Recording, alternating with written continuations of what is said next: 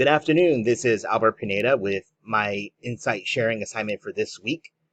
From the book of 1 Samuel, chapter 17, I wanted to share the story of David versus Goliath. So I've entitled my sharing insight assignment, Overpowering the Goliaths in Our Lives. This is actually taken from a talk from Gordon B. Hinckley, who uses the story of David versus Goliath and how we can apply it into our modern lives. So again, President Hinckley gave a wonderful talk back in 2002 when he was president of the church, and used some of the principles that we learned from the talk, from the story of David versus Goliath, and how it can be applied to our modern lives.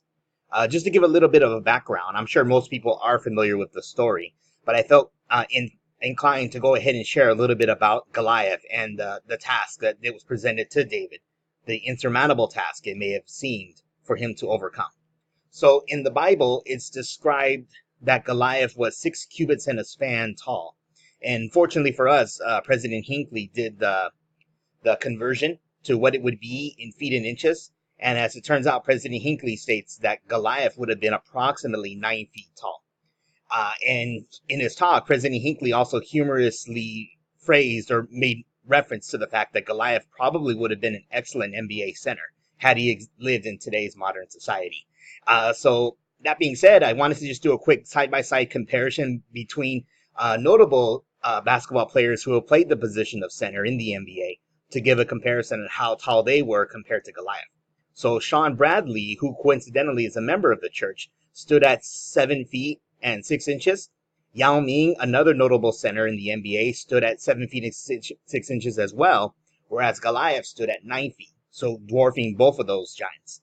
And it's very easy to see why the Israelites were so afraid of this massive opponent that they would have to face.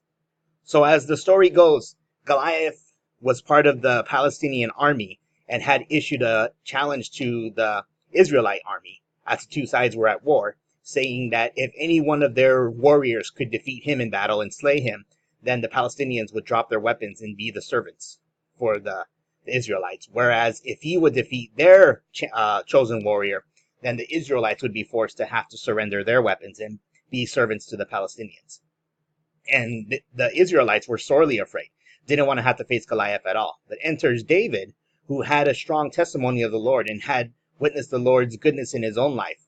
As we read in 1 Samuel 17:35, David tells us that, I apologize, I have the wrong verse. It's 1 Samuel 17:37. David said, moreover, the Lord had delivered me out of the paw of the lion and out of the paw of the bear. He will deliver me out of the hand of this Philistine, I apologize. And Saul said unto David, go, and the Lord be with thee. So we can see that in his own life, David had experienced many miracles from the Lord and was very confident and had faith in the Lord, that the Lord could deliver him through difficult tasks, such as having to face a giant. And when David had presented himself to be the opponent for Goliath, Goliath basically mocked him. We read in some of the other verses after, in verse 43 and 44, Goliath basically said to David that I'm going to go ahead and feed your body to the fowls of the air and the beasts of the field. So in Goliath's mind, David didn't stand a chance at all. But David's response to Goliath, I think, gives a strong indication to us the character that David had.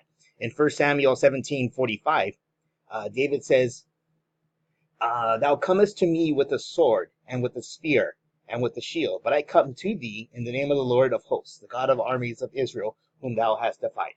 So clearly David was one with the Lord, recognized his goodness, and knew and had faith that the Lord can deliver him. And sure enough, David was victorious in the battle against Goliath, hit him with his sling right between the eyes, and slew him.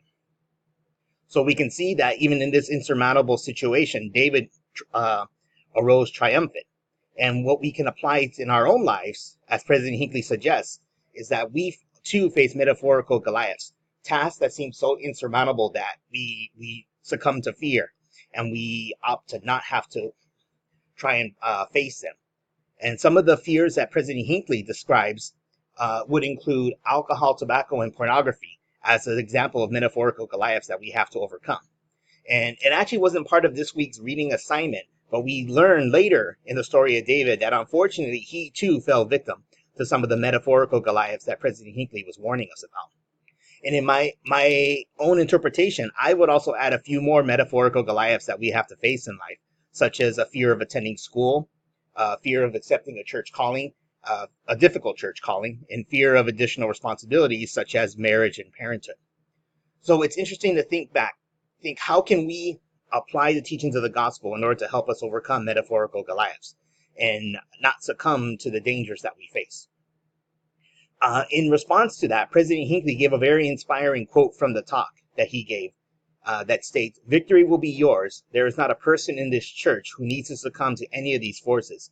You are a child of God. You have his power within you to sustain you. You have the right to call upon God to protect you. Do not let the Goliath frighten you.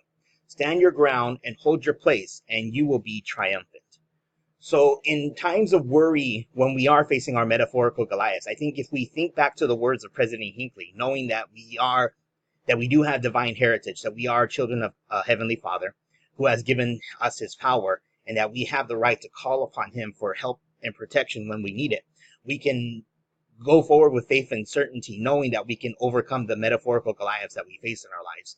And take from the example that David has shown us, that he was true and faithful to the Lord in all things, and that we can, in fact, overcome the immense obstacles that we face in life. And I'm very grateful for the story of David and Goliath, and remembering that, again, yes, we do have the power within us to overcome that which seems insurmountable. Thank you very much.